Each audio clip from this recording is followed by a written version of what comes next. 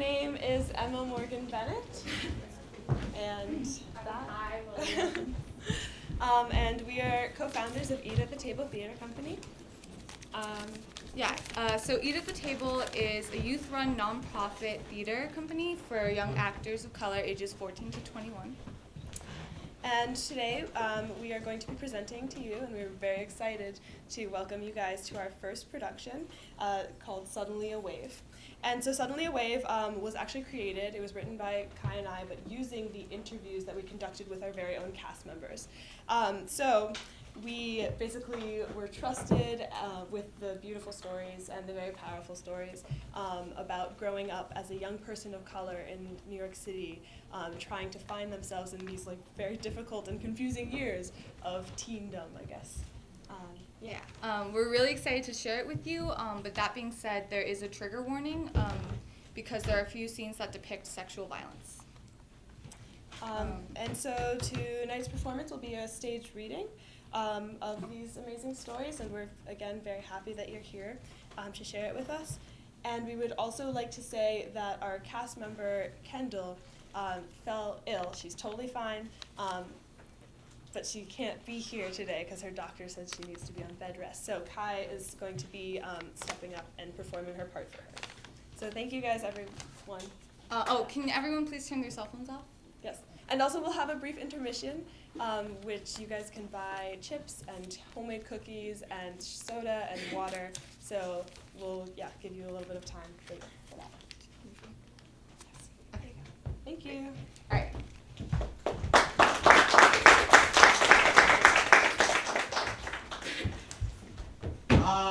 In 10 years, I think half of me wants to be a journalist, half of me wants to be an actor. I don't know, I want to be like the next Ta-Nehisi Coates or something. Oh man, hopefully working for some high-end military contracting job or something. Like down in Afghanistan or something. I want to be making 6 figures a year, enough to buy my mom a car. On a ranch, as a cowgirl, writing my books. Somehow famous but not caring about technology, just happy with myself. 10 years. Hopefully a published author. I'd like to pay enough all my loans and live in the city. Yeah, in New York. In LA. In London. In Shanghai. In 10 years, I want to be doing what I love with the people I love. God, 10 years? Where will I end up tomorrow? 10 years? I'd like to be in California acting professionally, like full-time professionally. That's the dream.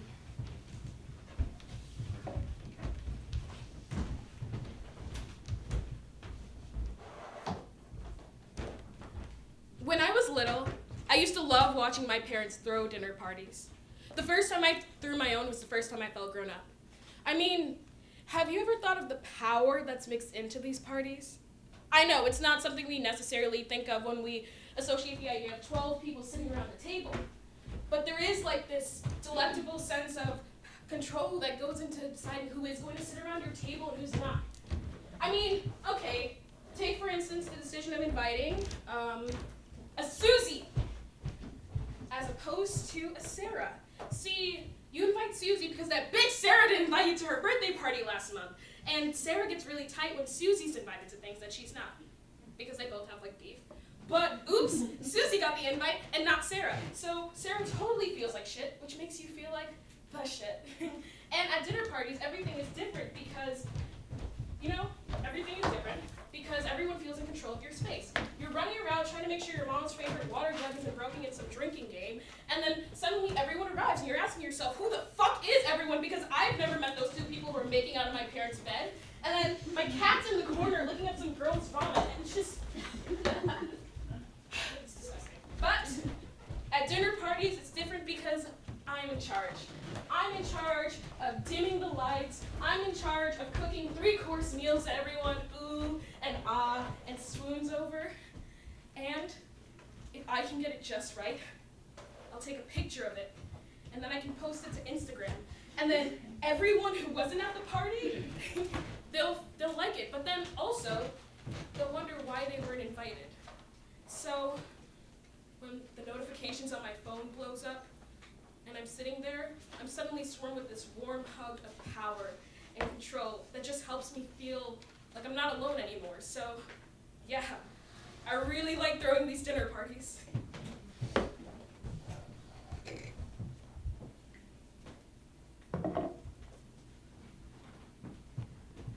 I knew I wasn't a kid when I first got my paycheck.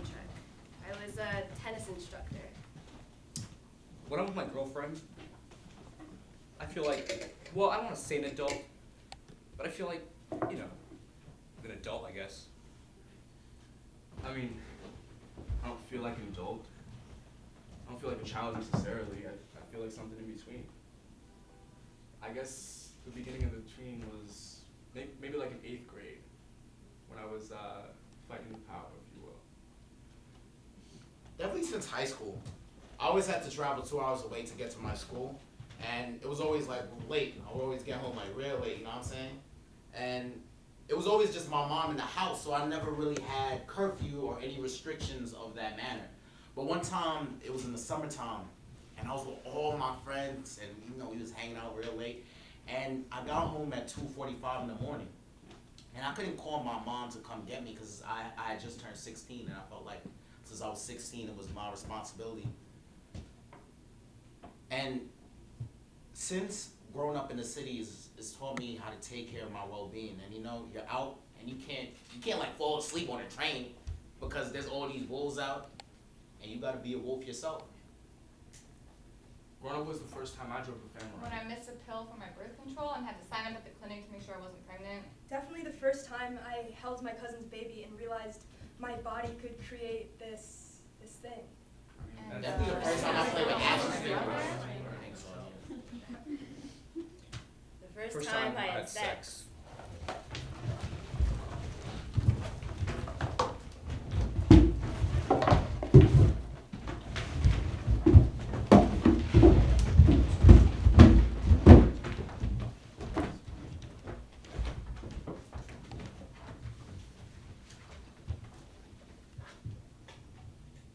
So I'm 15.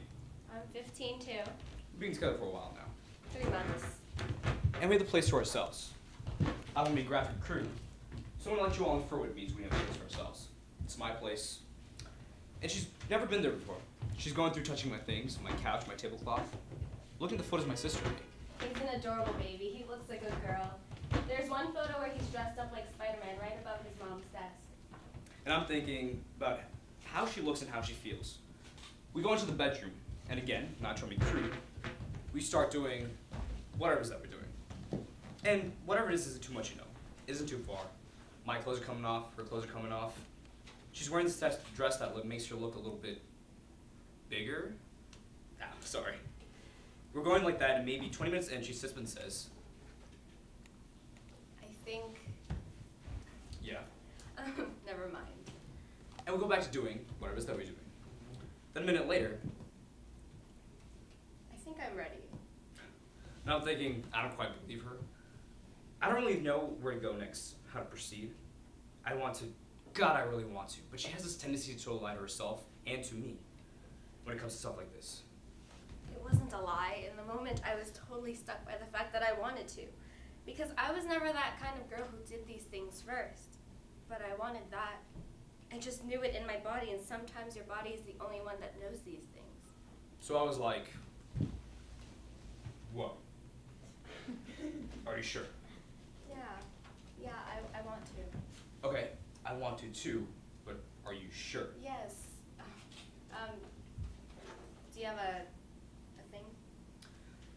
I store my condoms on my old piano bench, just in case that would come in handy. You can imagine how thrilled I was when they did. I got one out thinking, okay, this could work. I can handle this, this would be easy. I kind of just slip it in there. When I got back to her, she said, Wait, I knew it. is it okay if we actually don't? See, my body pulled back at the last second, and I always feel like you have to respect the stomach. If the stomach lurches, best to trust it now than later when you want to throw it because you didn't actually want to have sex with him after all. Yeah, of course. So we're back to kissing. Then maybe 10 minutes later. Hey. Yeah. I changed my mind. Are you sure? I'm sure. Are you Yes. sure? You're surely sure Okay, you're sure. but can you please take this seriously? I am. It's just, I want to make certain. I want to try. And I did. I felt the feeling again. You know, a girl can change her mind if she wants to. Doesn't mean she doesn't really want to, necessarily. Okay, let's try. Okay, let's try. We Let's tried. try it. Let's just say it didn't work out. There are all these malfunctions, Mishaps? messes.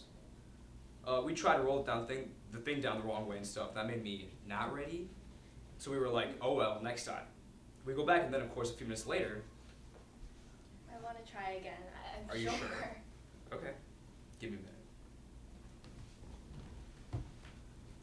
The When I first was thing ready, that I she laid recognized down. We was tried that it again. hurt. She It felt. really I can't really hurt. describe There how she was felt, this even if deep I wanted to say it. pain, this stone And I don't. pain in my stomach. I don't know how to describe it. I couldn't really tell you The how she second felt, thing and it I was a felt tight fit. It was really I'm thinking because that here I'm I happy was. I'm not a virgin anymore. I was I thought having things were sex going with well. him, and the There was a only small moment hurt, where I was happy. the We were only doing thing this, that hurt and then we was were the really first of my our body. friends. Happy that we were becoming I'd older. always been scared, scared But then I that started I to would move a little regret bit, it and she started instantly crying. I thought, afterwards, oh and shit. then I would be And I depressed was and broken scared. up about it. And it ruined I was sex scared that I for was me. doing I'd something seen a wrong. lot I of ruined her movies and first read a lot time. of books where the girl thought she was ready, but in the And she told me you got out end, of she her. broke down, and she felt all wrong. I was terrified that I couldn't trust myself. So I got out of her. And I realized there were tears in my eyes, and then he moved and something twisted, and it hurt so much that I told him to get out. And she rolled over on my bed, and she just lay there, still.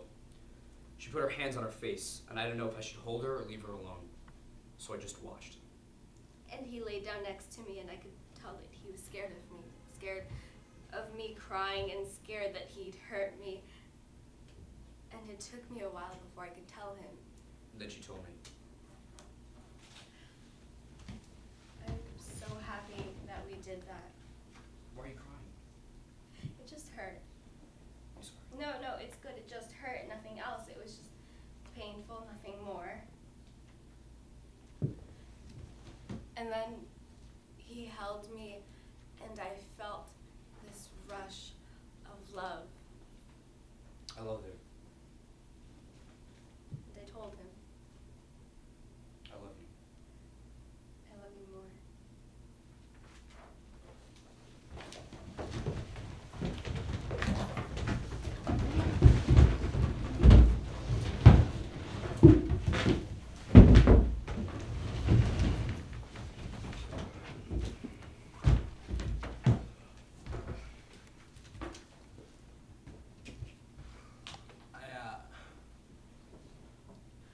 I had this absolutely insane day after school when I went to go see my girlfriend and her friends. Except the reason why I had to go see her was that I wanted to break up with her, and I probably spent hours hanging out with everyone before I actually pulled her aside and told her. And after that, I didn't really see any reason to stay, so I left. And I was on my way home when somebody else contacted me, and they said that they were having a few people over, that'd be a lot of fun, that I should come over and chill. So I went to their house, even though I told my parents I was going home, and at the time it didn't really seem to matter because my parents were out having dinner and they wouldn't know that I wasn't home. So I went to this girl's party. And I stayed there for pretty much the entire night. And what surprised me was that I was totally comfortable hooking up with somebody else. And I was totally comfortable getting with somebody new at that party. And I didn't feel bad. Well, I didn't feel bad until I got home and had to explain everything to my parents. And that conversation, it could have been fine. It could have been normal. It could have been like understanding. But it just became this fight, this argument that made me feel so done. I felt that I had to get out of the house, so I left the house and I just walked. Just walked for a little while. I mean, I didn't go like far. I didn't stay over at somebody else's house. I walked. I just walked all the way through the park until like midnight. And after that, I was feeling okay. And at that point, my parents were more like concerned than mad. But all I know was that I felt that I had messed up.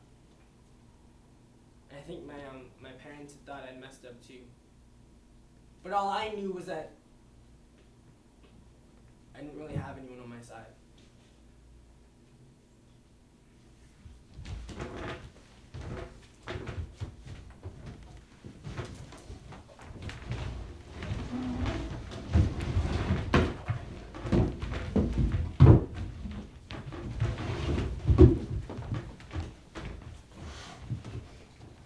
Coach Michaels isn't here. I don't understand why we have to go to gym. I think someone's subbing. Lewis? Gonzalez? No. I think so, sorry. Fuck. I know. Ariel's gonna wet herself when she walks in late and like Gonzalez is there with like the riding crop, bucket of acid or something. I don't think Ariel has to worry about that. Why? You know where she's at right now? No. Where? With Caleb. With Caleb. Where? It's not where that's important, it's what she's doing. What's she doing?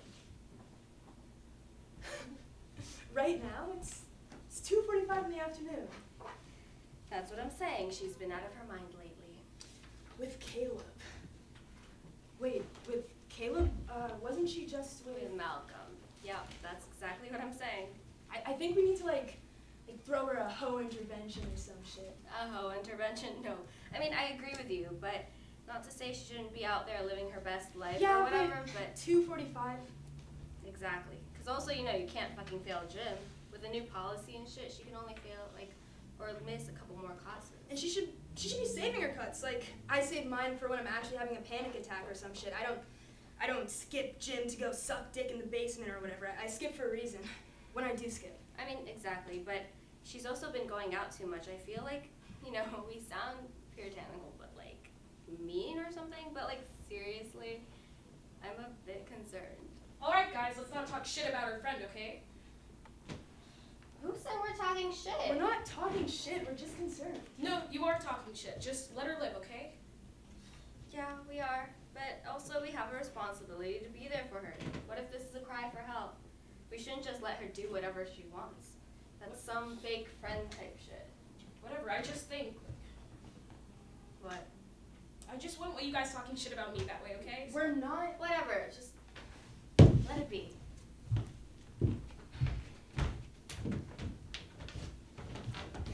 Is something up? You've been acting kind of off today. Kayla, are you alright?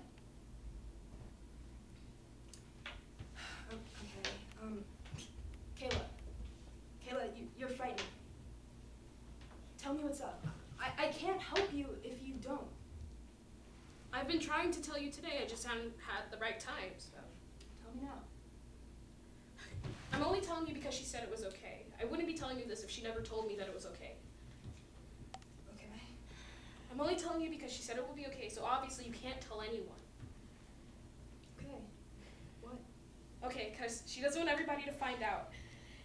But she doesn't want, you can't tell anybody. She doesn't want anybody to know. Okay. Ariel, What? You're freaking me out. Can you? yeah, I don't know, I'm just trying to find the wording. You know Marcus Thompson? He goes to St. Mary's. He used to go here like before we came. Yeah. From basketball, but not personally. But you know he's friends with Ariel. Sure. Yeah.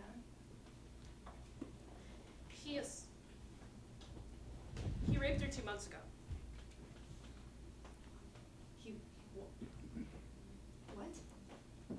What? Wait. What happened? Okay, so you know a couple of months ago when she broke up with Jake, like out of the blue, and we all didn't know what happened and why it happened so abruptly. She wouldn't really give us a straight answer. Yeah. I don't. Why? So, as I understand, it was like she was having a really shitty time with Marcus, and he told her to come over just to like hang out and blow off some steam or whatever. And you know how much she drinks when she's upset. So yeah, he got her drunk, and then at some point she wanted to leave. She just wanted to call Jake or something, but Marcus like pulled her into his room Oh my god. and she passed out. And when she woke up, she was in a lot of her pain, and her hair was messed up. Oh, are you sure she definitely didn't want to? Come on, really? Like, No, obviously, God. Why didn't she tell me? she just told me, and she's gonna tell her brother, but she just told me, and only because she started crying it helped. But that's like, that's why she's been going out so much. That's why she's fucking Caleb and everybody else. Like that's why. She's just doing whatever to feel. To feel, well, I don't know, in control, probably.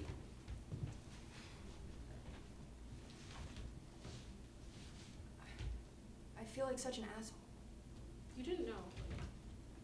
I know, but I shouldn't I have known? Shouldn't I have known something? Shouldn't I have given her the benefit of the doubt? Like, what's wrong with me? What kind of a friend am I?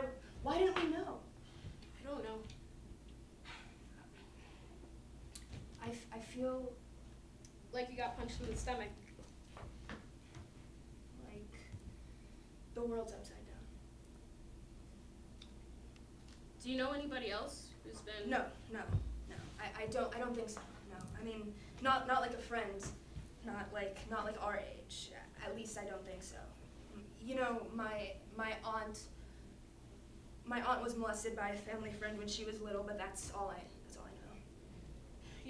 Yeah, but like, now that I've been listening, Ariel's not the only one in our school, or even in our grade Who else? You know, I don't want to know right now.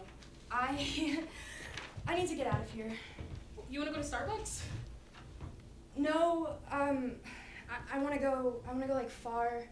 Like, we can go to my house, like, we can just skip physics. Can we?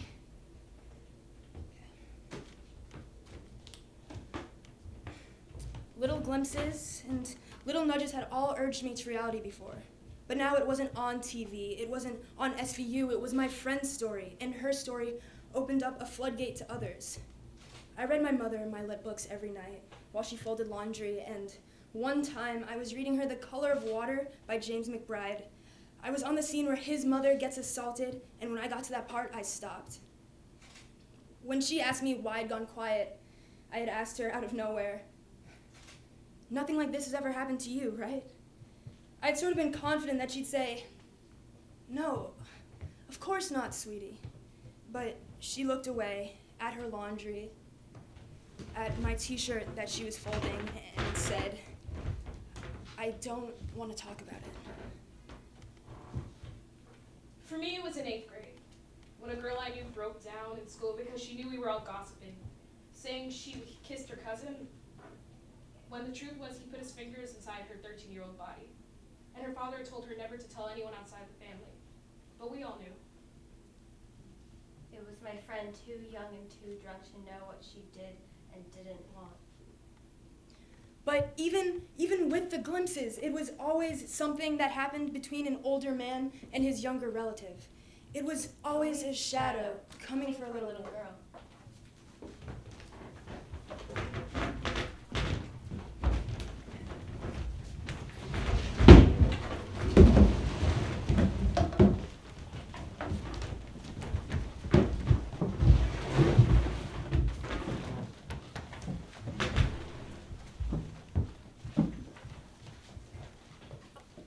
I've been friends with this boy. He was a sickness. Kind of boy who'd see you on his bus, come over and spend the whole ride trying to convince you that your friends would be relieved if you killed yourself. Instinctively, your stomach dropped when you saw him smiling at you, always triggering your fight or flight, but he made you want to stand your ground and fight him. He took a great pleasure, a real pleasure in making you shake with anger. He me something like, So, I have something I need to tell you. Something that will cure me. cure you. Of my terrifying nature. Do you want to hear? Sure. It's called in kindness therapy. It's where the people around me have to start introducing kindness into an unkind person's life until that person in self learns to treat others with kindness. Yeah. Sounds great. So when can I expect my hugs? Your hugs? For my therapy, I'll need you to provide me with as much physical kindness as possible per day. So how many can you guarantee me? 10? 30? I'm not going to hug you every day. Ah, now you gotta. You must. I won't. Well, I'll just have to report you to the authorities then. The authorities? For denying me treatment as a medical professional. That's very unethical. I'm not in charge of your treatment. Why? You give it out so freely to other young gents. Report me then. I can You- handle prison. Oh. Thought you was gonna say that, so you think you can handle prison. You think you can handle prison. I hear about what goes on in prison for young small girls like you, I can take care of myself. Really? Have you thought about what my last statement means? I would fight off anybody before that happened to me. She underestimates her power. Fatal flaw. You'll soon find out that I'm serious. And I did. Because after a week of him seeking me out at school, bothering me, poking and prodding, trying to get me to give him a hug, texting, even calling me late, way too late. After I said I'd see him later, after a week of that, he pulls me into a room. What's up? Come in. Can I get a hug? No. Come in. I said no. I'm saying yes. Just do it. Come give me a hug. One hug? One hug.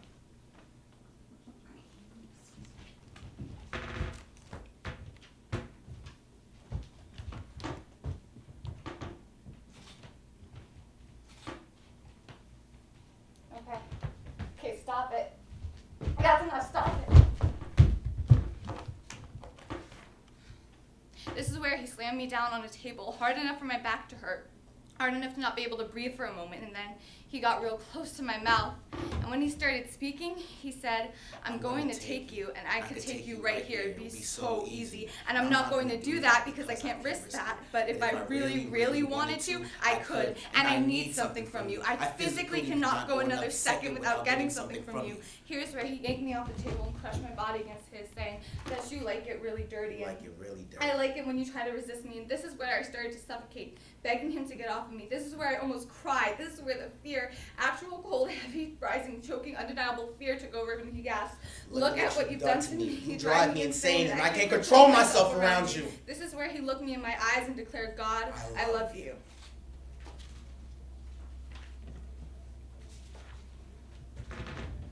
Later, when I was gathering my things, he told me it was my fault.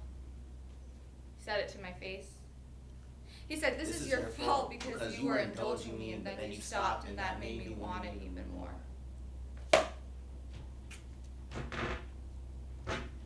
I didn't tell on him for a long time. Wouldn't snitch. Mostly because, well, I didn't think it would be fair to him to be suspended or expelled for it. He was black and poor, and I was black and on scholarship, and I just felt like if any of the rich boys in my grade had done this to me and I told, their moms would write a nice little check and they'd get off with a warning. And if the rich boys were allowed to get off free, why should he face harsher punishment just because he couldn't pay his way out? There were few enough black boys in my school. I didn't want to be responsible for the loss of another. I feel like being a traitor. Ironically, when I did tell the school administration, and only then because he'd hurt another student, and I was scared for more than myself, all they had to say to me was, You did consider yourself friends with this boy. You were texting him nightly. May we see the text, please? Are you sure you weren't encouraging him? and that was the first time I felt like a woman. Hearing exactly what all the women from Steubenville to Stamford were hearing from their campuses and courts.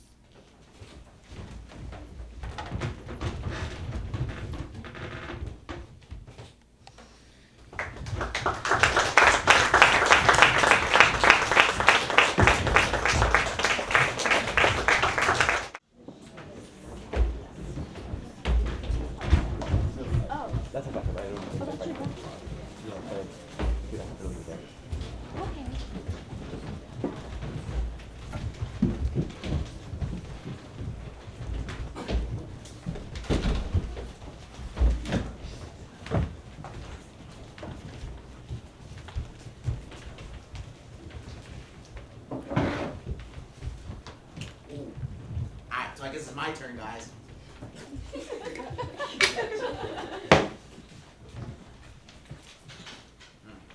What was I scared of?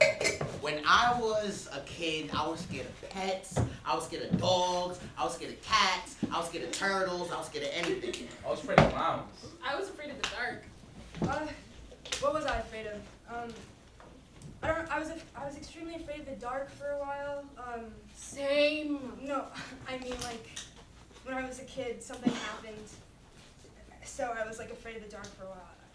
I was afraid of my mom leaving me. I was afraid of any harmfulness ever happening to my mom. I was afraid of my mom getting kidnapped. I was afraid of anything happening to my mother. And now? They call me a mama's boy. Mama's boy! Baby, come over here. What do you need? I need your help. How long is it gonna take? I'm late for meeting up with the boys. You've been late for every meeting in your entire life, so you can be late for this one. Come here, please. Mama. Oh, zip it up. Yes, Mama. What is it? How can I not be a mama's boy? I'm raised by women all my life. So, what do you think of this outfit? I'm going over to Cheryl's baby shower today. It looks good, Mama. You don't think the patterns clash a little? I'm never sure about mixing patterns. No, it's good. The pant pattern is neutral, so you only focus on the shirts. They say being raised only by women made me not masculine enough. That I felt too much. And you stuff a man shouldn't know. Baby, pantyhose or no? Yes, definitely.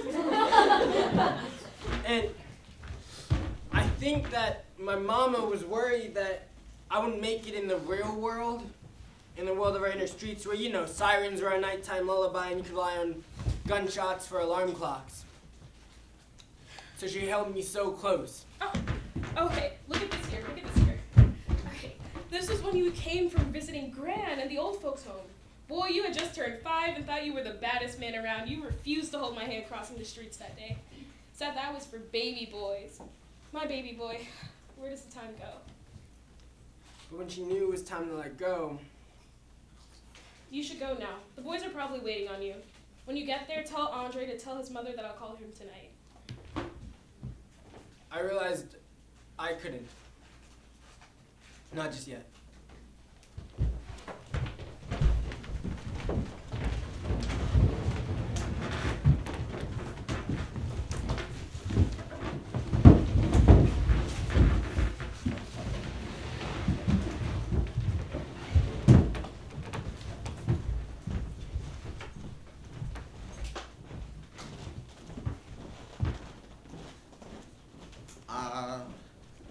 I'm afraid of, shit.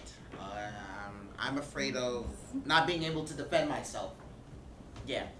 But I always felt like I was able to protect myself. I mean, in my mind, yeah. But, like, actually sometimes, like, I really can't protect myself. and I'm afraid of not being the human that my mom raised me to be. And like my biggest fear right now is actually turning 18. 18, man. Consequences start then, they do. Especially as a black person or as a black male, because, you know, some of my teachers even tell me, like, my physics teacher tells me this every day. He says, you're going to end up in prison. He says, you're going to end up in prison. Like me specifically. Really? Yeah, almost every day. Is it a girl or a guy? No, it's a guy. Why does he say that? You know he shouldn't say that. Yeah. No teacher should ever say that to their kids. Not at all. God.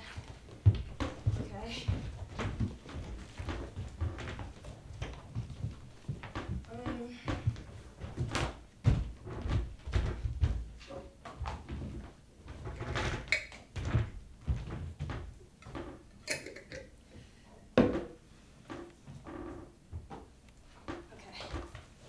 Okay, I got a story. It's my freshman year of high school, and my friend calls me. This was back when we used to call each other for non-emergencies, just because the sound of our voices felt comforting and close. So, my best friend calls me, and she tells me, All right, I'm having an aneurysm, okay? I'm freaking out. "What's up?" Okay. All right, okay. Ahmed hit me up. But, like, he hit me up. Oh, shit! What'd he say? Oh, my God. Do you want verbatim or essentials? Verbatim. Okay. After practice, you should come over and chill with me. Ooh!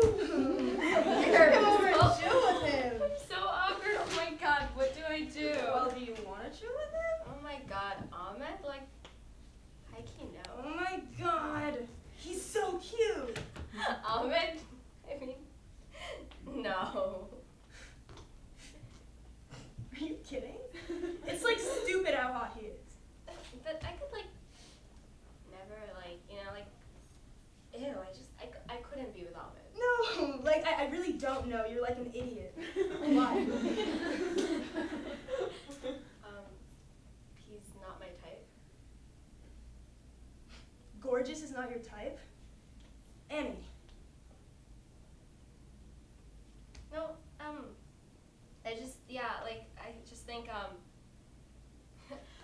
okay, can I tell you something? And you have to promise not to judge. I mean, like, it's gonna sound really bad, but I promise that it's not, and it's just like, a personal preference thing. Yeah. I promise. You really promise, though? Yeah.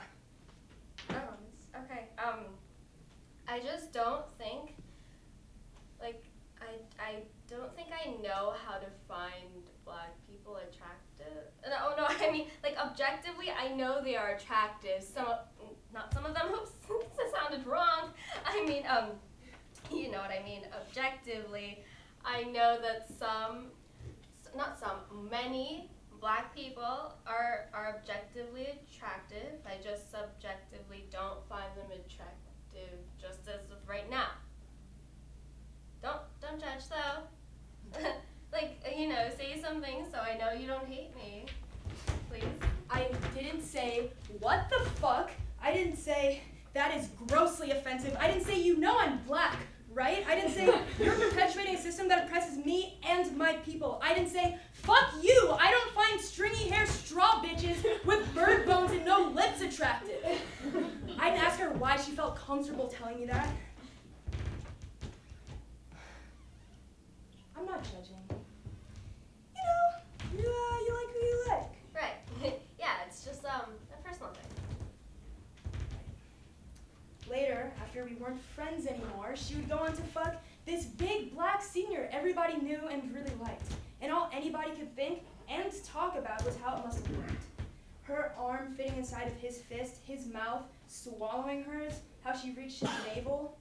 He was a wrestler and he had a porn body, and all anybody can do was imply with their eyes and eyebrows how wrong it must have looked. And all I kept thinking was, she doesn't even like black guys. I wondered if he knew how it felt to be with a girl like that, for whom you were just an exception, because you were big and a senior and everybody knew you. That you were just this exotic exception.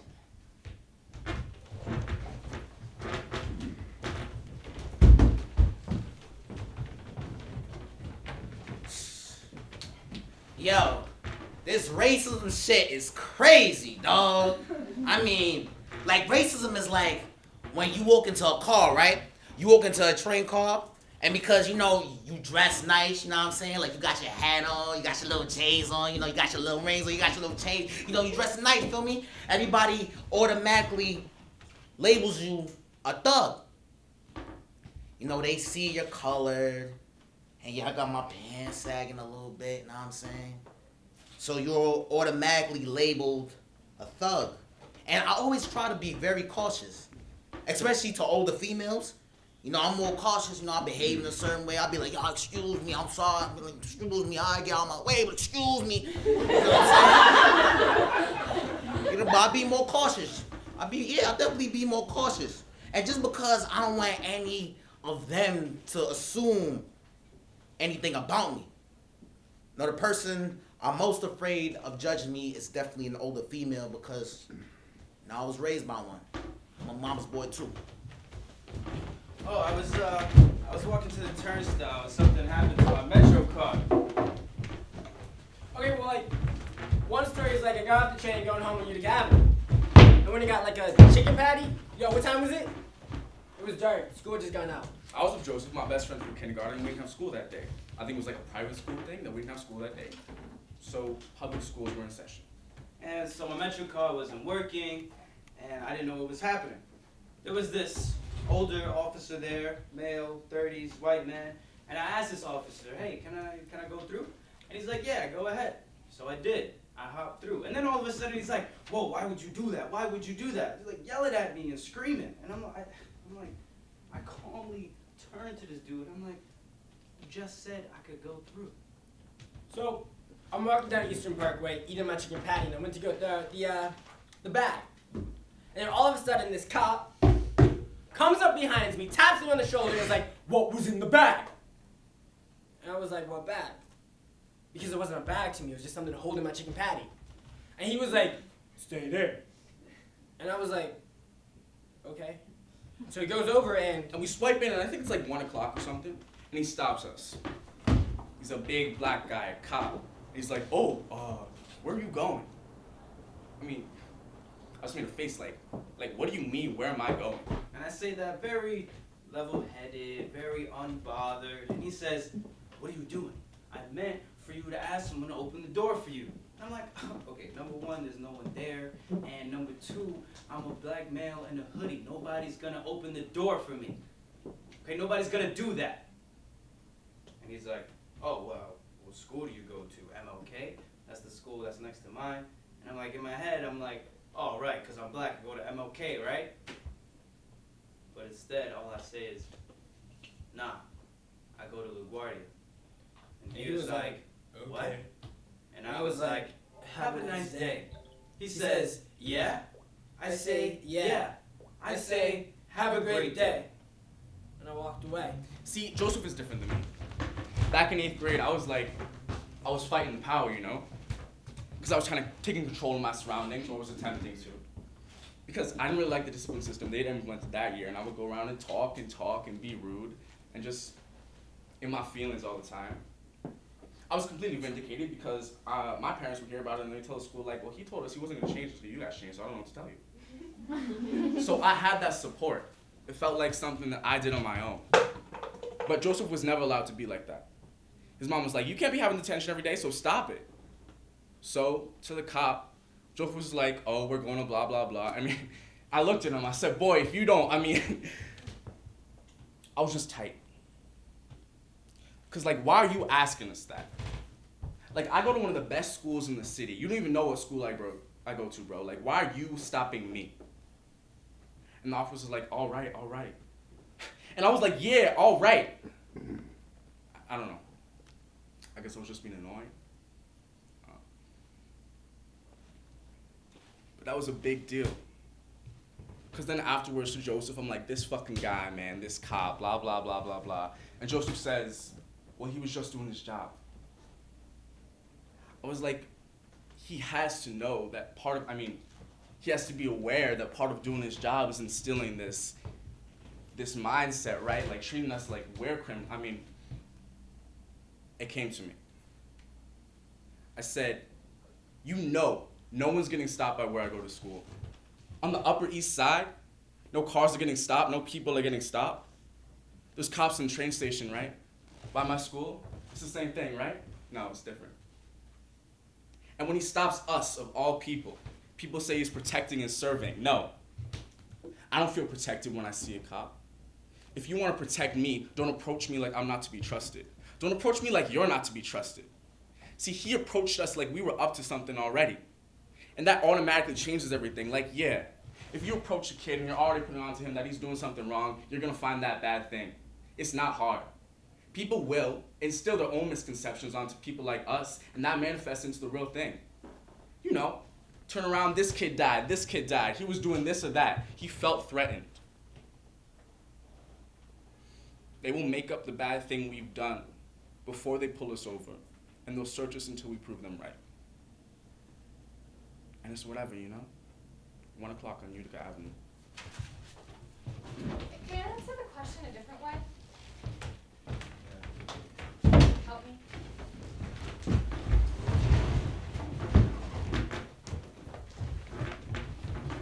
It's 1 year ago, and every kid of color I know has had to look inward and ask themselves, what role will I play in this war?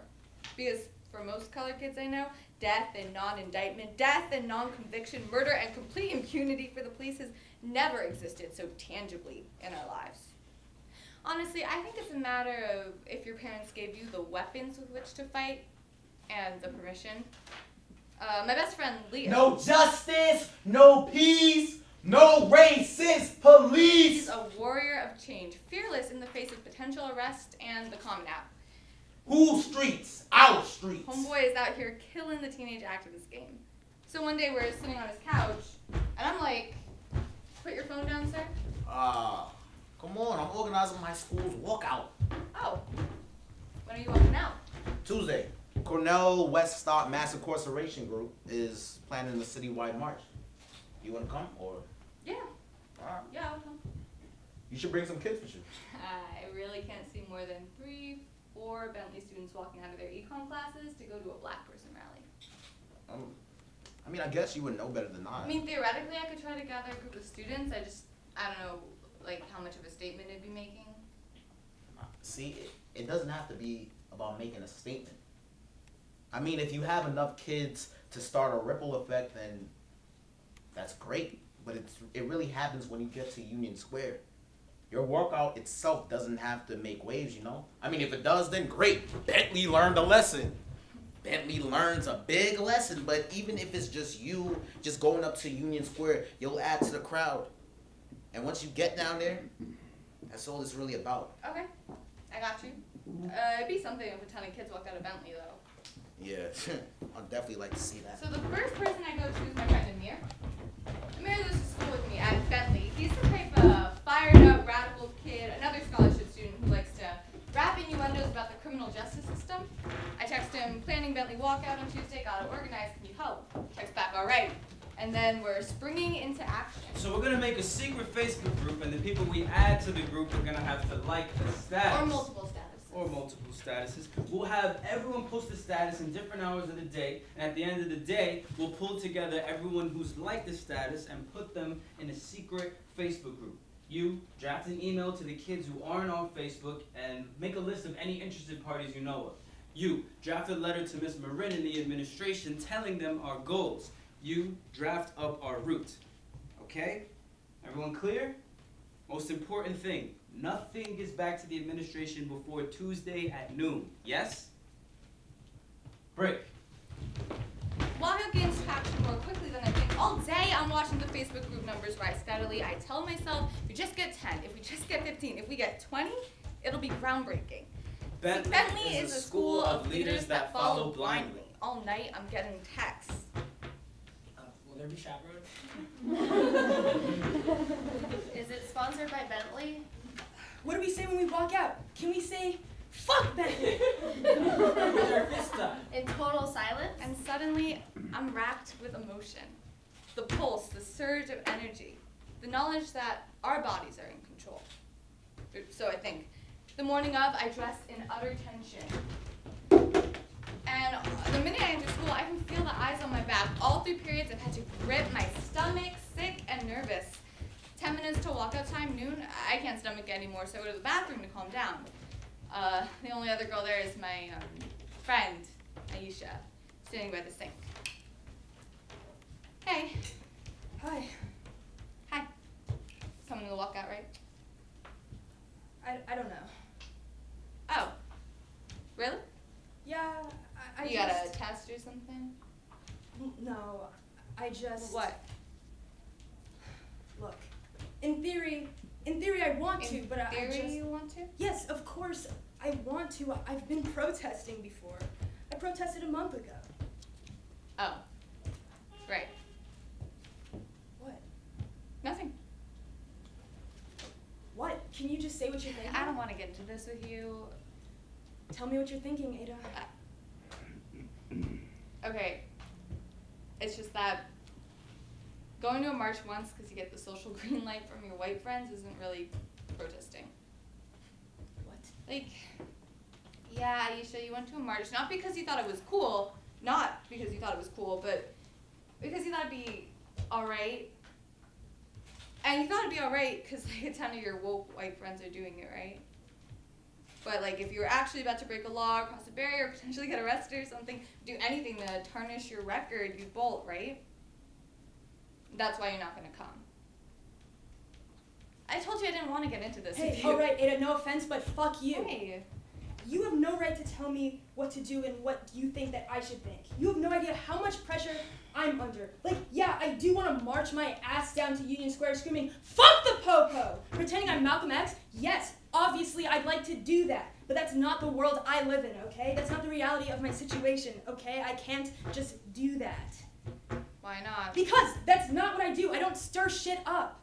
I just don't. Sorry. Don't you feel like you have some sort of obligation? What, because I'm black? Yeah. No, see, that's the problem with you all. I know I'm black. I don't have to prove it. I don't have to prove it by doing something that's just gonna cause a lot of shit and make our school look bad and ultimately isn't going to do anything other than get me in trouble. If everyone had that attitude, then we never have any change. But you think because I'm black it's up to me to change something? How about this? How about instead of skipping school and quite honestly disrespecting my teachers in the name of change, I do what's really revolutionary and get into an Ivy? Yeah, how about that's my change? No, I'm not gonna get arrested and ruin everything I've worked for. How about being a black girl in the Ivy League? How about being a black girl who makes it through Bentley when this school makes it so hard for us to do that? Do you know how many black girls have been in our school since kindergarten? How many? 5. You know what happened to the rest of them? Aisha. I'm serious. They got kicked out? No, they dropped out. They couldn't afford tutors or help or whatever it was, and this school was just too hard and too much, and they dropped out, but I didn't.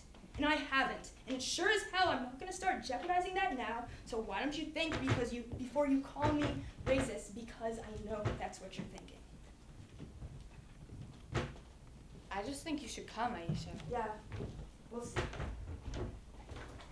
I just saw a line of kids leave class. They're coming downstairs now. And a couple kids left with me to history, too. And just like that, a wave. A small wave of students floating down the aisle. Admittedly small, but a wave nonetheless. They pooled in the lobby. A handful of scared teenagers. Scared but defiant. Fists curled by their sides. There are less of them than they said there'd be, but a few came spontaneously, swept up in the wave. All right, everyone. Let's go. As we go as one. Of course, we are all our own islands. For instance, I'm thinking about how this feeling won't quit. A relentless squeezing of my heart, fear and excitement rushing an ocean over me. I'm thinking about the movement of 30 bodies against the walls of our school, our institution. I'm thinking about the power of choice. When you're a kid, you don't believe you can defy an adult. Their commands are your binds, your bondage. Your obedience is non-negotiable. But as we step out, 30 bodies, one body, I'm thinking about the power of our feet on the concrete, our decision to move, our command of our own bodies. As New York City students attending a private school, we're privileged not to fear the interference of a school security guard's hands on our shoulders. We do not fear violence the way other students might. But at that moment, I'm not thinking about what hands could come my way for me to catch. I'm thinking about my freedom of feet, my freedom of marching down these blocks, my triumph of spirit, unchaining myself from obedience for the sake of approval, my love of those around me, fellow students a moment before, but in this moment, my brothers and sisters. My freedom of voice yelling, no justice, no peace, no racist police. Hands up! Don't shoot! Hands up! Don't shoot! What do we want? Justice! When do we want it? Now! What do we want? Justice! When do we want it? Now! And now, in the midst of this collective freedom taking, freedom raising, I'm thinking about myself. I'm thinking about where I'm gonna be, who I'm gonna make myself.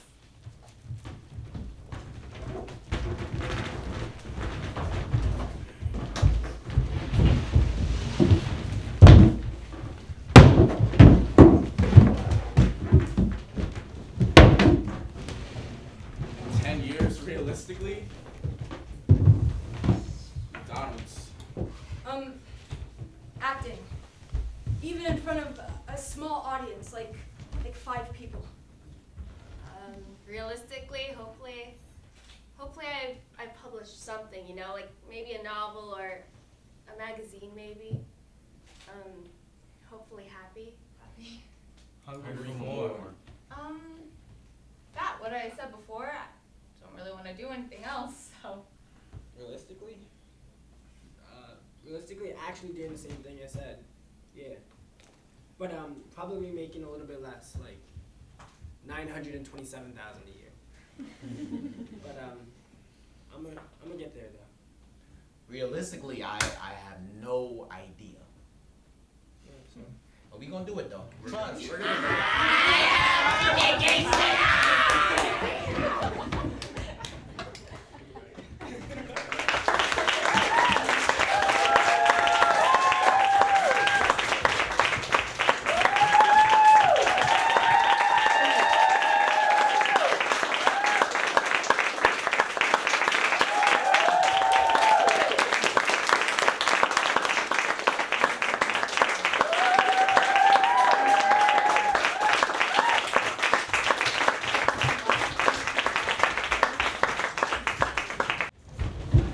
Thank you guys so much for coming. So again, we'll be having our activist talk back right now. If you guys would like to stick around, as everyone's just like setting their stuff up, I'd like to invite Mia to the stage. She's going to be our moderator for today. She is a fellow NYC young activist that I've grown up with, and I'm very happy to have this experience on.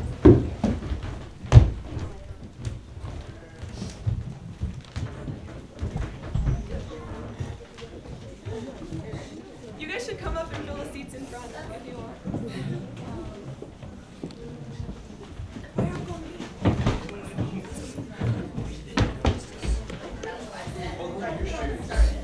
Because they were on the side of the stage.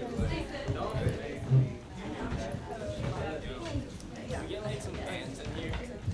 It's like a fan in here. Okay, so I think we're ready to start. So can you all just tell us your names again and tell us about why you started Eat After Tea? So we'll go down the cast names first. I'm Lucien. I think I joined the table because I actually do really wish to say that. I think I don't see enough of myself, my story, my characters, and the theater that's presented to me. So I thought we could do it ourselves. My name's Jameer. I joined at the table for similar reasons. It also felt really like fiery because we were all young and just doing it.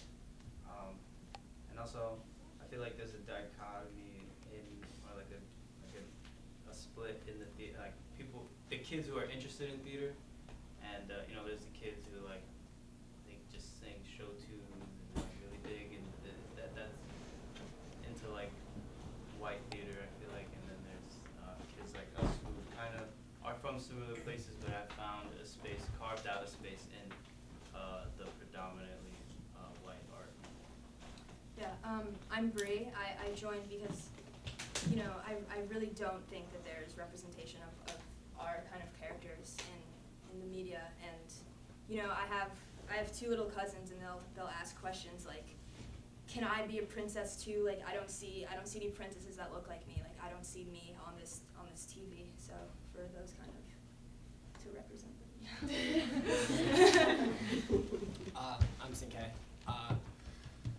I joined for similar reasons, of course, but I go to Dalton, as a lot of people do, and there are a lot of like plays. We do a lot of acting there, but I've never really liked the roles or the plays that they've done at Dalton. And I haven't really had the opportunity to act there as much as I wanted to. So this is really nice to do like people of color roles and like a chance to act. But yeah. I'm Emily. My reasons are similar as theirs as well. Also, you know, it's something that is starting to be talked about again, that, you know, there aren't many actors of color, especially young adults. And so we talk about it, but what are we going to do about it is the real question, and I feel like this is something that we can slowly take action forward to and inspire others to do as well. I'm Kai. One of the reasons I co-founded E at the Table was I was very lucky to get to go to this really incredible arts program last year, right after me and Emma had just been sort of discussing these issues, and I got to see some really incredible young actors of color, many of whom actually coincidentally were from New York City, and I think watching them, I just felt like there's such a wealth of talent that doesn't get utilized, and that it's really a shame and a detriment to the art scene in any city, but especially in New York, that really talented actors don't get the opportunity to perform. It's not just, I think it's not just sad for those actors, but just I think it detracts so much from the art that could be created. So that's partially why I decided to start Eat at the Table. So my name is Emma Morgan Bennett. I'm also co-founder with Kai. And I think that there are predominantly like two reasons why I founded this company with Kai, which is the first, I think Juno Diaz really sums it up perfectly, which is like he uses this quote about a vampire that vampires don't have reflections, and when they look into a mirror, and growing up he felt almost like a vampire, almost like a monster, because he didn't ever see himself reflected in the arts or in any other mediums.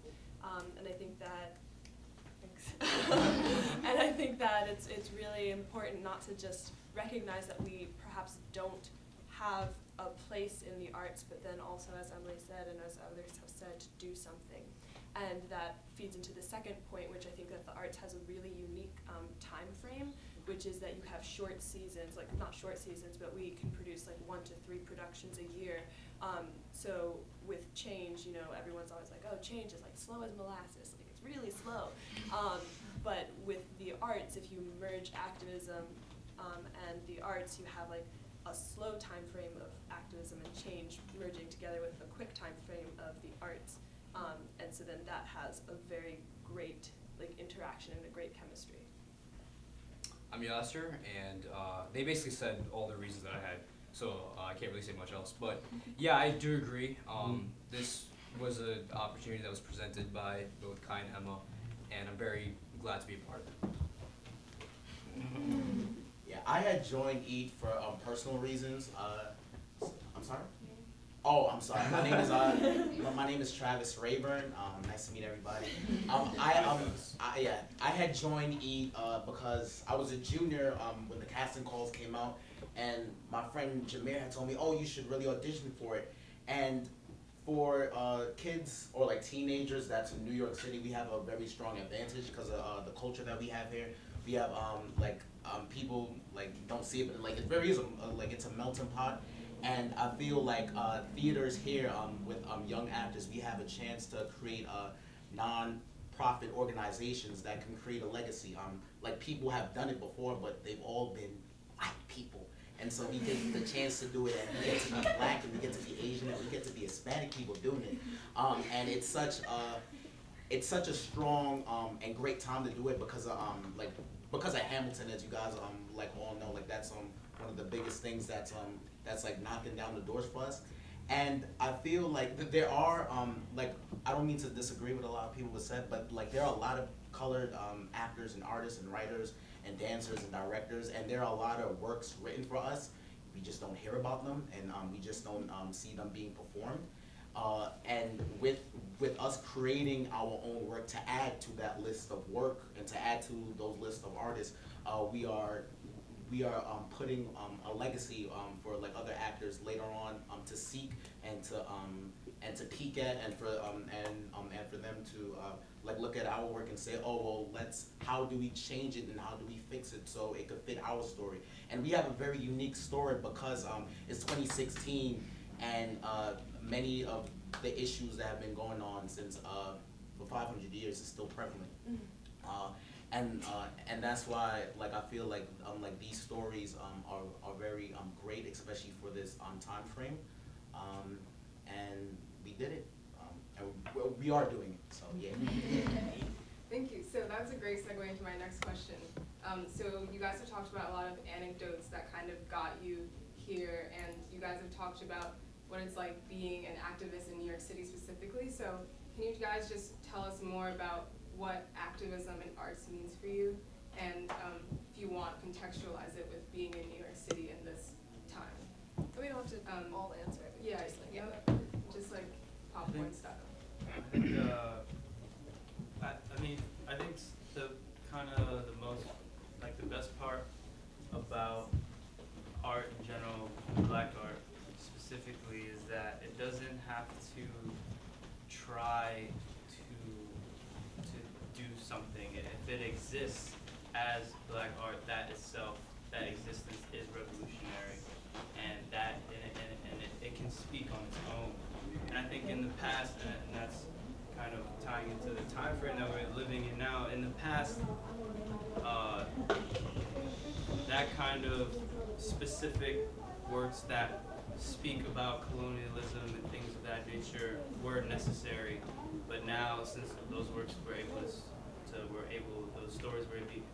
those stories were able to be told, now we can just exist and make stuff, and that stuff will be able to push the boundaries even more. And I think, I think we also have like a very unique location. Like New York City is completely integral to like my identity as an activist, and also I would say increasingly social media is a huge part of me being an activist, and also someone involved in the arts. So like a bunch of people here today are like people I was able to like Facebook message and be like, hey, come, and like, you know, connect. And that has spoken both to this performance, but then also to like organizing a walkout, which is what I was involved in like this past year, or walkouts, I guess. And I think that, so again, that's all to say that there's a huge amount of parallels between activism and the arts, and it's like a very natural like bridging together. And I think that what Travis said is really important, which is like, I don't think we're doing something new in terms of, there's been a lot of really great examples before us, like Blackberry Productions. That's been a really great like mentor and example Had for a us. similar Yeah, mission. exactly. But like what is different is just like when we just as kids, you know, like we're all barely 18, and we're like, I think 2016 is a point when everyone is like, we are sort of fed up, and like, let's harness the energy we have. Let's like harness this frustration, because what's the point of just complaining and complaining if you're not going to do something? Trust, yeah. I mean, like art and activism is always going to like interchange and intertwine. Like for me, I became an actor first, and an activist by force of nature because you just have to, and that's any artist in any field, because it has to tie in, like our words and the stories that we say have no use if it's not affecting you guys, or if it's not affecting us, and if it's not affecting the issues that we have on today, or the issues that have that have been prevalent since the beginning of human civilization, rape and racism, or and masculinity and femininity and gender roles, which is which is what we've gone through in like this whole stage reading, as you will. So like I feel like it has to intertwine, and it has to be truthful, and that's why like there's a lot of issues like Gods of Egypt today. Like there's a whole bunch of white people playing Egyptians, not like, you feel me? And it's not true. Like the art has to be true on like unless it has no effect, and you're doing a disservice to the world, not just to yourself. All right, so anyone else? Okay, great. So at this time, we're going to open it up to the audience for any questions. Feel free to shout them out. Don't all jump at once. Question. I know a lot of you express yourselves in different artistic forms. You know, some of you are dancers and drama, obviously doing drama. I don't know how many of you may sing.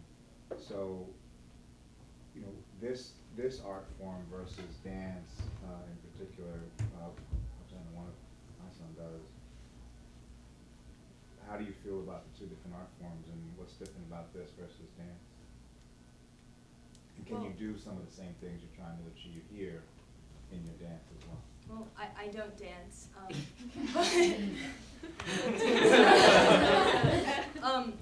I make music, and I think like what Travis was saying, it kind of turned into an activism thing. Like I was kind of forced into it because the things that I wanted to talk about in my songs and I wanted to write about were these kind of issues, and I feel like just because there's one kind of art form that you can't do doesn't mean that you don't have a chance to express yourself, and I think the two kind of intertwine really well. I think with theater, it's really nice to have an opportunity to kind of show everybody what we've been working on and how we've been feeling in our stories, and that may not necessarily be taken as like strongly through dance or through music, but I think with acting that's a really good way of putting your message in people's faces.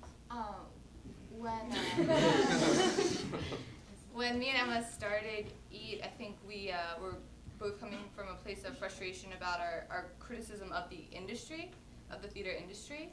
So I think, and that could probably apply to, you know, to dance, to music, or that could definitely apply to dance, to music, to any other art form. I think for us in starting the company, we felt very personally offended, maybe is the right word, about the lack of actors of color we saw, especially because sometimes we tell the story, but I think the first night we really started thinking about what can we do is me and Emma went to see a play that we love, that our eighth grade put on, and so it's like it's a tradition for us to see it, and we went to see a production that was all white, which was very frustrating for us, and I think that when the cast and the characters were like witches and princesses, absolutely could have been actors of color. And could have been it seemed like obnoxiously white. This production. And I think like for us in starting the company, we were really doing it. We were really coming from a place of criticism of the theater industry, especially in New York, and that was like a very specific criticism for us. But I think any young people or any people in general with a criticism of their industry, of the art that they love, could do something like this. I don't think it's specific to theater. But I also feel like theater is a more. Wait, who? What? I'm the dancer. Go. You wanna go ahead? Something. Yeah. So, as a dancer and an actor and a person who has choreographed a dance that was supposed to be in the same vein of this as an activist kind of dance. I think that both dancing and acting, and I think all forms of art have like the responsibility to be activist-y. However, I think it's a lot easier for acting and a lot easier for actors because we get to incorporate like voice and text, so we can directly hit it on the nail. But for like dance, you're only using your bodies, and because of that, you have to make it more spiritual. You have to make it more like emotional. But still, like, the problem with dance is that there are a lot of black dancers, but like there aren't a lot of like famous black dancers. Like Missy, what's her name? Missy Missy Copeland. Like, oh, she's a celebrity crush, but like she's like the first. And I think that there needs to be like what Kai and Emma are doing. There needs to be companies full of only people of color dancers and singing. Yeah. I'm not sure what you said. I think the biggest part of all of them is that, and I think to sum up what everyone's saying is, I think what you have to do is kind of you bring it. Each of these art forms have their history with people of color venturing into them. I make music. We make music. I make hip hop specifically. Hip hop is a black art form, and part of that is like taking, and then with dance too, hip hop dance and African dance. I know Sinke was probably thinking about those dances while incorporating it into the new, into this new environment. And I think with theater too, we have to kind of take what's traditional, take what we know, what we've grown up with, and push them into these new environments, and that's what will make them. And that's, I think, that's the common thread through all art forms. And yeah, you try to make this new thing. I mean, Amiri Baraka thought that, like, he didn't even think like words were something that he should be chained to, because he thought, that's a white institution that taught him how to use these words. So he kind of took what he knew of the looseness and the whatever of him growing up, and stuck it into the white art form, like building words and poetry, things like that. I think that's the common thread through all of it, and that's what makes them all feel natural when you transition back and forth. Any other? Is there, like, you're talking about how the art has to feel true? When you're doing devised work like this, do you feel a pressure to, like, make it true to, like, the experiences of each other as well? Because you're acting each other effectively? Well, what's interesting, I think, is that Kai and I interviewed, so we asked the cast to interview each other, like we coupled people off, and then we did like hour-long interviews, and then Kai and I got all of them and transcribed them and wrote them into a script, but they don't know who they're acting right now. We haven't like let that be known, basically. It wasn't necessarily planned until someone asked, and we were like, no, we're not gonna like let you know that. Only really they know who's acting. Yeah, their exactly. pieces, but And that hasn't, like, so far, it hasn't been, like, shared. But I do think that perhaps, like, speaks into how common these experiences are and how shared experiences these are. That, like, you don't need to put on a character, you don't need to know the person you're acting to know the place the story's coming from. Yeah, I think you talked about like theater at Dalton and how like you didn't really like see yourself in that, and like I go to Riverdale, so it's kind of like a similar scene. And there's like this student directed musical which I saw recently, and it was Fame, and I did not realize how racist Fame was. There's like one black character, and he's like illiterate and like is successful because of like the white principal that helps him.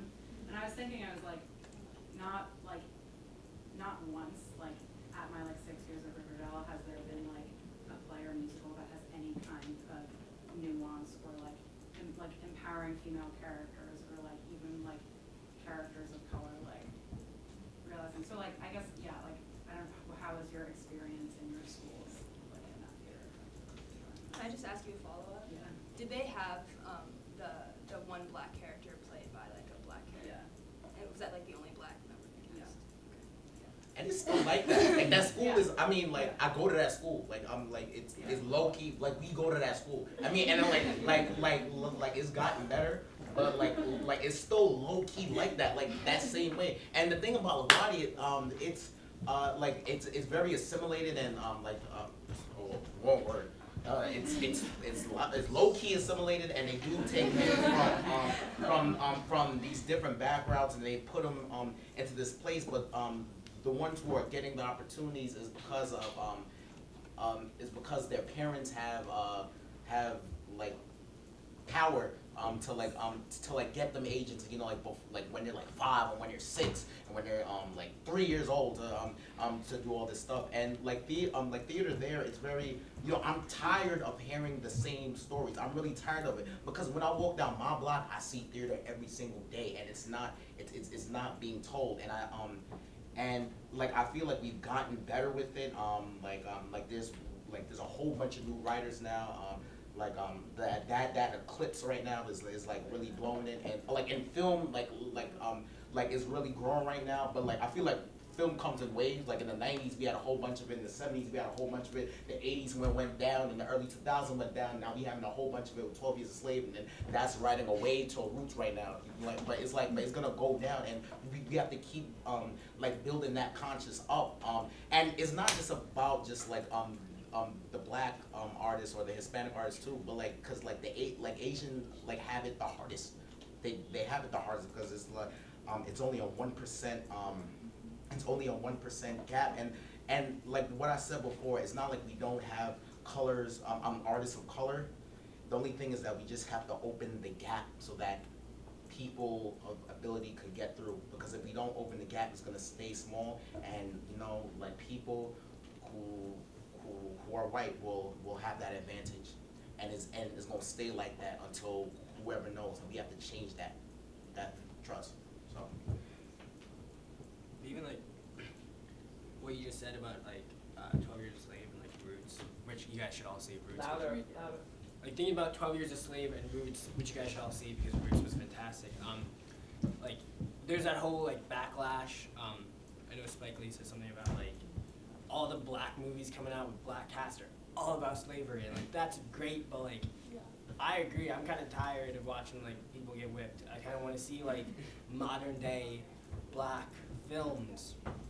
But yeah. Like when, yeah, exactly. It was refreshing to have an opportunity to see us in a role that wasn't like thug number 2 or main slave. Like this, because that's what you see, and we're like saying black movies are coming up, but it's really all the same.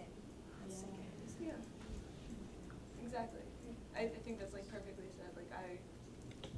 Like I want to see Emma, or like like I just want to be in a movie, but no, like it's true. I want to see, like my life is still interesting. Kai's life is still interesting. You can make movies and stories about all of us, and it doesn't have to be about like the tragedy of my ancestors, you know, being taken from Africa, which is truly a tragedy. But there's also like, there's not only a gap in like how we're able to tell those histories, but also how we're able to update those stories in like the contemporary arts now, you know? Like I think that what's happening now, like when have we ever had a play or a musical about like a really kick-ass like intersectional feminist, you know? Like who knows what's up, who's like woke, you know? that doesn't happen, and I think that's like where we have to push ourselves to go, like. And that translates to schools, you know, going back to your original question, that translates to it should start young, and it should be spread throughout schools. I think that I think that the theater department at Dalton and probably other private schools can be really incredible, and oftentimes there are incredible actors, but I do think that it's, you know, I always say that, like, or especially when we were asked a question about Broadway and about Hamilton, and I said that I think Broadway moves at a glacial pace because like people just don't want to change it. Like people just, and not even Broadway, but just the theater scene in New York in general. People just don't want, like they don't want to be the person that takes a risk for financial reasons. I think that really translates to schools for some reason, probably because they're small departments, and there are a lot of parents to appease. I would assume that like the plays that get selected generally, at least in my experience, I think we had sort of a similar issue where a couple of years ago there was an issue with the middle school production where they casted Asian kids to play Asian characters that were very problematic, and I think like that especially is so heartbreaking for me Not just the selection of the play in which there were characters that were problematic, but the designation of that role to actors of color, because I think that in a lot of schools and with a lot of kids I talk to, even at my own school, like after a certain point, it's very discouraging for kids of color who might be interested in acting but might not be very confident in their ability to continue to audition and continue to put themselves out there with so little reward and so little representation. I think representation on a school stage can be extremely important, especially in the arts, which I would say in many if not most schools is not always the priority or the focus. So I definitely think it's important to start diversifying school plays. I think the biggest challenge, I mean, kind of mentioned it, is that there's no one's gonna do In the Heights if they don't have a Latino actors to do it. So it's not gonna. But I think something we have to look at when it comes to like private schools, we have to look at our middle school theater or our lower school theater and see why there's so little actors of color in the high school. Like I have like 3 options to play like a 2-character scene like in my thing or whatever. And it's like, why is that the case? When we have so many actors. I mean, Well, adult film, there's so many actors. Actors in general, but right. But I think it's like if you look when these kids are young, you have to figure out like, are they being pushed? Are they being helped? Who's being like? Is there favoritism because the director is a white male and he just identifies closer with the little white boys, and like the little black boy that wants to like play Peter Pan too is like not really encouraged just because that connection isn't there. So that's what we really have to look at with these schools that start kindergarten and go up, because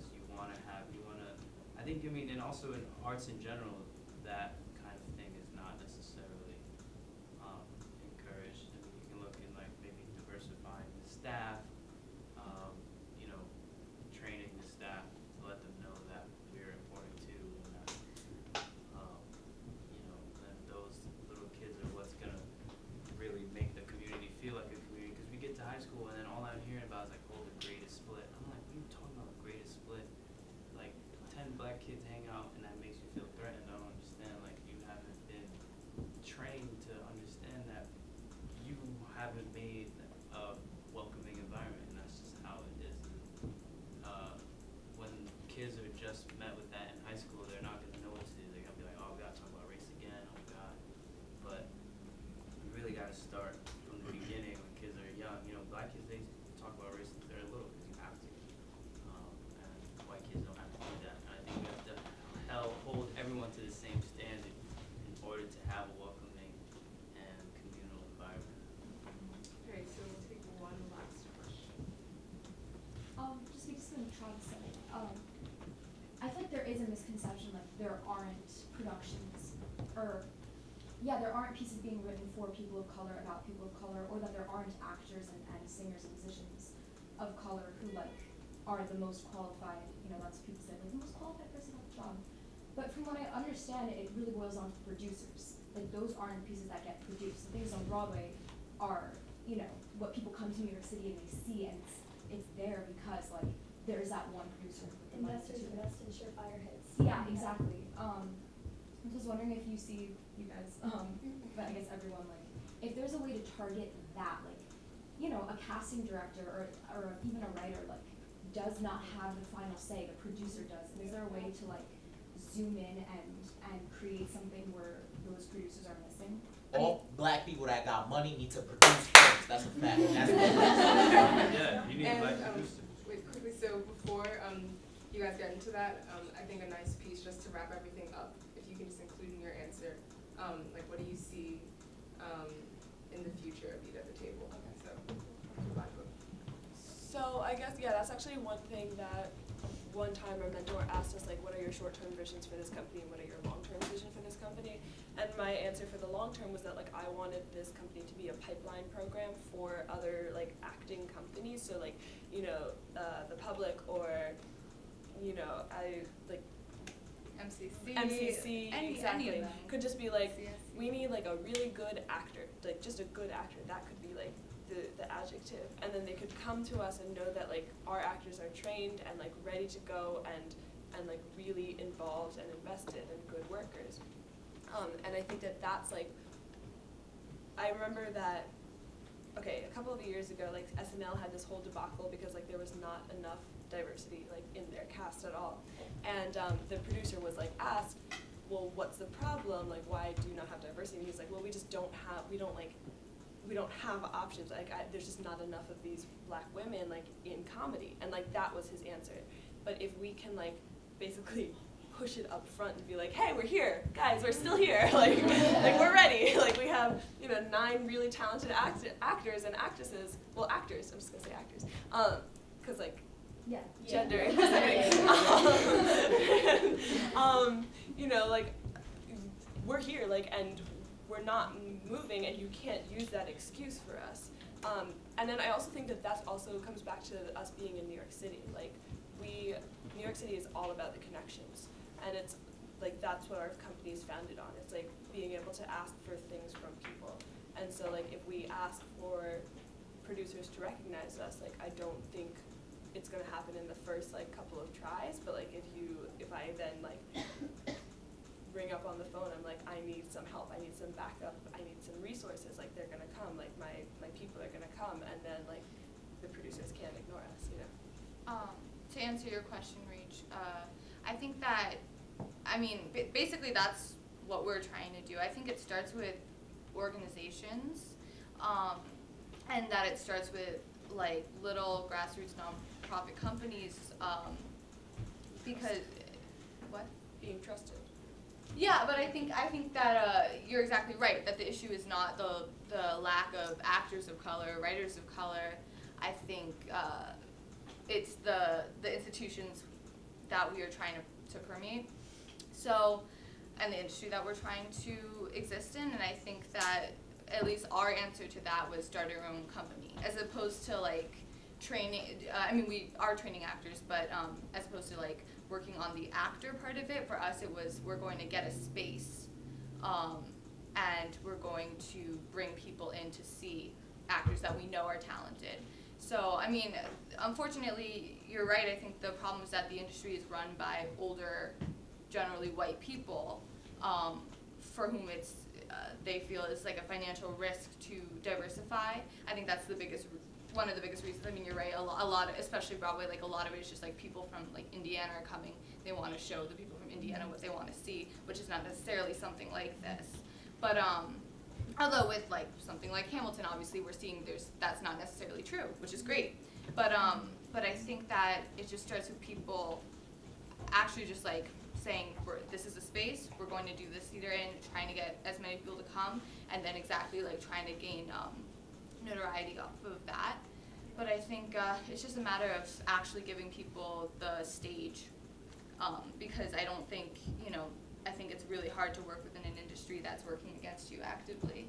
And then like lastly, I would also say that it really counts on like you guys, like you're here and hopefully you enjoy the performance, and so then like you guys see what is a capability, what is the potential, and then as consumers, as people with money, who are the people the producers are trying to tap into, if you just like are saying like even if I'm white or black or Latino or Asian, like I want something more from the theater industry, then producers have to listen to that. That's what I also think we're seeing with Hamilton, which is it's sold out like night after bringing night in more after money than night. anything has, like Exactly. in so long. Same with In the Heights. Same with like all of the that fact stuff. that the Grammys never ever broadcast the musical theater category, but did this year because of one show that had a lot of actors of color in it. Like that's money. Like we as a people, we have money, and like you have to not be afraid to use that. Like that is in our country, like that is a force for change in a capitalist like society and system. That is how you make your way in that hole and like start it going. So keep it up. Keep giving us money. Keep on giving other companies money.